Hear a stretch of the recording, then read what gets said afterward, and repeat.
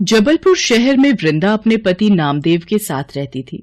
वृंदा और नामदेव दोनों पति पत्नी मिलकर नारियल बर्फी का ठेला लगाते थे।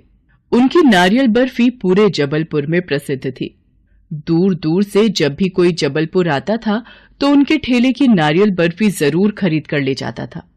नामदेव और वृंदा का जीवन अच्छे से व्यतीत हो रहा था। दोनों बेटे भी स्कूल जाने वाले हो गए थे। समय पर घर का किराया भी नामदेव और वृंदा दे देते थे। नामदेव के मन में अब एक ही ख्वाहिश थी, वो थी अपना घर बनाने की। वृंदा, भगवान की कृपा से हमारा नारियल बर्फी का ठेला बहुत अच्छा चल रहा है। मेरी तो इच्छा है कुछ ही समय में अब हम अपना घर और एक दुकान बना ही लेंगे। कब तक हम किराए के घर में रहेंगे? अपना घर होगा तो बचत और ज्यादा होगी। आप सही कह रहे हो। अपना घर और अपनी दुकान बन जाए तो बहुत आराम हो जाएगा। अच्छा, आप कुछ देर आराम करो, तब तक मैं बर्फी तैयार कर लेती हूँ, फिर शाम को ठेले पर चलेंगे।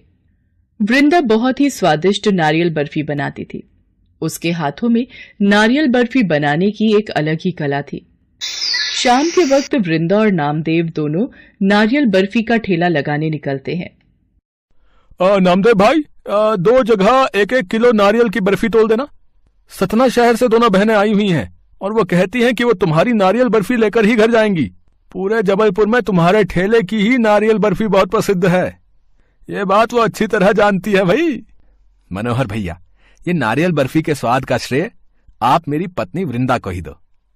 ये ना हो तो मैं भला अकेला कहां संभाल पाऊं। मैं तो बस नारियल लाकर दे देता हूं। बर्फी बनाने का सारा काम तो इसी के हाथों में है। चलता हूं, ठीक है? जय राम जी की। तुम तो मेरी बस यूं ही तारीफ करते रहते हो। अब घर चलें, बच्चे इंतजार कर रहे होंगे। झूठी तारीफ क्या है? तुम्हारे हाथों में तो जादू है ही, इसलिए तो हमारी अच्छी कमाई हो जाती है। इसी तरह से दिन बीत रहे थे। नामदेव ने अब तक 30,000 रुपए जोड़ लिए थे। पर एक दिन वृंदा छत से कपड़े उतार कर ला रही थी तो अचानक सीढ़ियों से उसका पैर फिसल जाता है और वो सीढ़ियों से गिर जाती है। वृंदा के सिर में चोट आती है और सीधे हाथ की हड्डी टूट जाती है। इनके सिर और माथे पर खरोंचे आई हैं और सीधे हाथ की कोहनी की हड्डी टूट गई है, जिसे ठीक होने में 2 महीने लग सकते हैं। वृंदा को पूरे आराम की जरूरत है। हाँ मम्मी, अब हम दोनों आपको बिल्कुल भी तंग नहीं करेंगे। हम दोनों अपने स्कूल का काम भी समय पर कर लेंगे। पापा, मम्मी कब ठीक होंगी? डॉक्टर ने तुम्हारी मम्मी को दवाई दी है बेटा। अब आराम करने के लिए बोला है। वो जल्दी ही ठीक हो जाएगी। तुम दोनों जाकर पढ़ाई करो। ये लो वृंदा, दवाई ले लो। मेरी वजह से आप सबको कितनी परेशानी हो रही है। मैं तो उठ भी नहीं पा रही हूँ। अब सारे काम कैसे होंगे? घर का, बाहर का, सब काम तुम कैसे करोगे?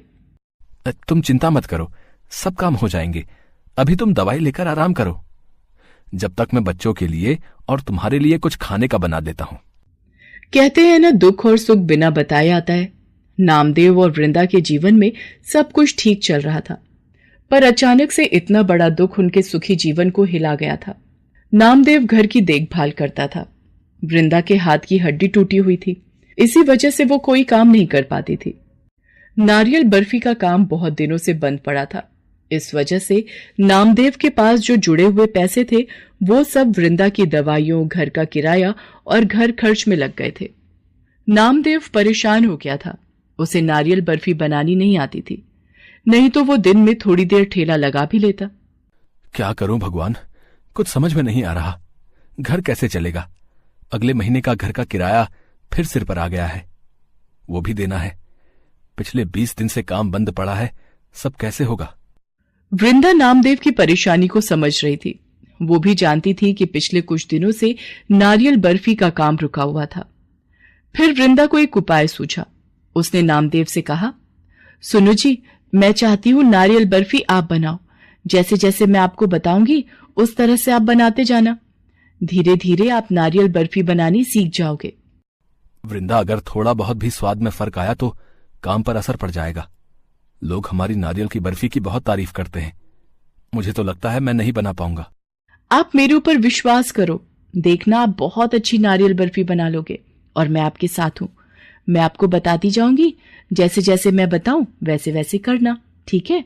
चलो अब आप शुरू करो नारियल बर्फी बनाना। नामदेव नारियल बर्फी बनाना शुरू कर देता है। पहले तो उसे बहुत परेशानी होती है। धीरे धीरे वृंदा उसे सब कुछ समझाती जाती है। लाओ जरा चीनी तो चखाओ, कैसी बनी है। ये तो बहुत ही बढ़िया और स्वादिष्ट नारियल बर्फी आपने बनाई है। मुझसे भी ज्यादा स्वादिष्ट। अब आप जल्दी से नारियल बर्फी का ठेला लेकर बाजार जाओ, देखना आपकी अच्छी कमाई होगी। ठीक है, तुम समय पर दवाई ले लेना, मैं जैसे ही काम खत्म हो जाएगा लौट आऊंगा। कुछ दिन तक नामदेव अकेला ही नारियल बर्फी बनाकर बाजार में बेचने जाने लगा।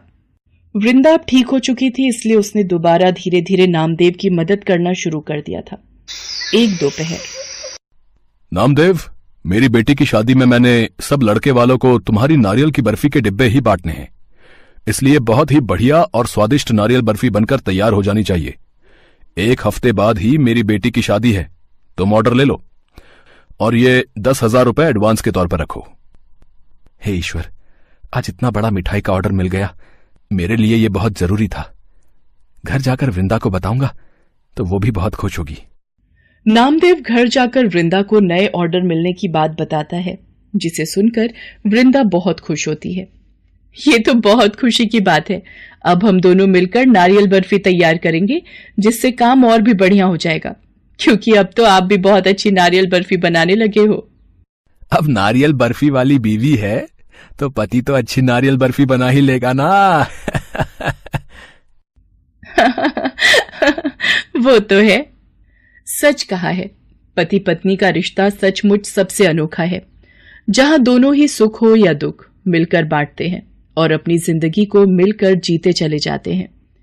धीरे धीरे वृंदा और नामदेव ने अपने काम को और बढ़ा लिया और एक दिन नामदेव और वृंदा की मेहनत से उनका सपना पूरा हो गया। उन्होंने अपना घर खरीद लिया और अपनी मिठाई